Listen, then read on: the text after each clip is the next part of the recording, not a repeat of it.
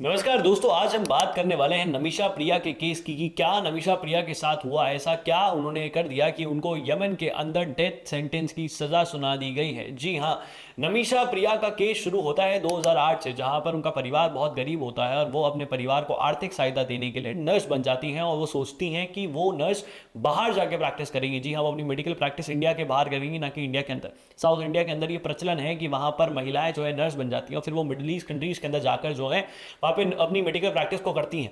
वहीं पर नमिशा प्रिया सोचती हैं कि वो यमन जाएंगी। 2008 में नमिशा प्रिया केरला केरला से यमन चल जाती हैं और वहाँ पर nurse as a medical practice अपनी शुरू कर देती हैं। और फिर होता यह है कि 6 साल बीत जाते हैं और 2014 के अंदर नमिशा प्रिया अपने पति के साथ मिलकर ये सोचती हैं कि क्यों ना वो यमन के अंदर अपना क्लिनिक खोल ले। अब यमन के अंदर एक लॉ है, वो ये कहता है कि अगर आपको यमन के अंदर कोई भी बिजनेस करना है तो वहां पर आपको किसी यमन नेशनल के साथ जो है पार्टनरशिप करनी पड़ेगी। अगर आप इंटरनेशनल व्यक्ति हैं, अगर आप यमन नेशनल नहीं है तो नमिशा प्रिया ने भी तलाल अब्दू नाम के एक व्यक्ति के साथ जो है पार्टनरशिप करी और उन्होंने अपना जो है क्लिनिक खोल लिया।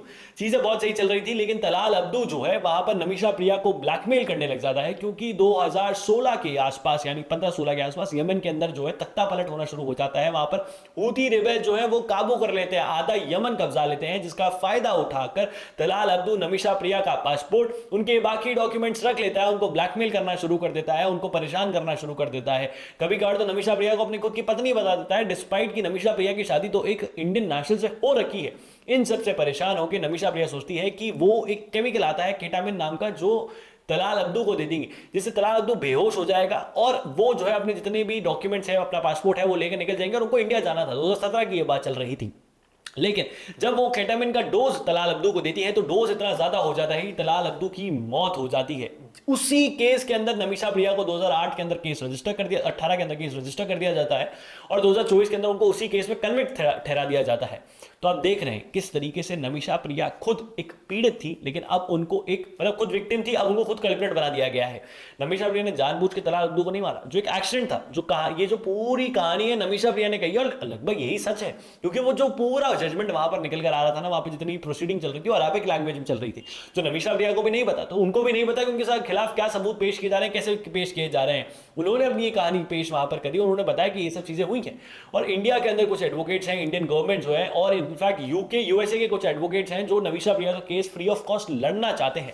और क्या नमिशा प्रिया बच सकती है? जी बिल्कुल, नमिशा प्रिया बच सकती है, जिसके अंदर चांसेस ये हैं कि पहले तो इंडियन गवर्नमेंट ये बोल रही है कि नमिशा प्रिया को जो डेथ सेंटेंस दिया गया है उसको हटा दीजिए और बाकी कोई भी सजा जो है नमिशा प्रिया को आप देते हैं वो इंडिया के अंदर नमिशा प्रिया पूरी कर लेगी, ना कि वो यमन के अंदर करेगी। यमन के अंदर नमिशा प्रिया कोई सजा पूरी नहीं करेगी, इंडिया के अंदर करेगी, कि इंडियन गवर्नमेंट कह रही है।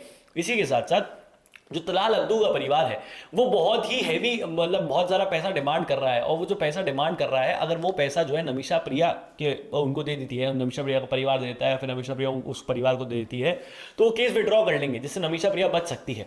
तो ये सारी चीज़ें थी। अब इस केस के रिगार्डिंग क्या डेवलपमेंट्स रहेंगी, क्या इंडिया यमन के बीच में जो रिलेशन है वो किस तरीके से निकलेंगे, वो मैं आपको आने वाले वीडियोस में बता ही दूंगा। तो आप जो है तर्कवाद को सब्सक्राइब कर सकते हैं। आपकी क्या राय है, आपको क्या लगता है, अपनी राय नीचे कमेंट बॉक्स में लिख के जरूर बताइएगा। इस वीडियो को शेयर करें, ज्यादा से ज्यादा लोगों तक पहुंचाएं। जय हिंद, जय भारत, भारत माता की जय। और हाँ, पानी बचाएं।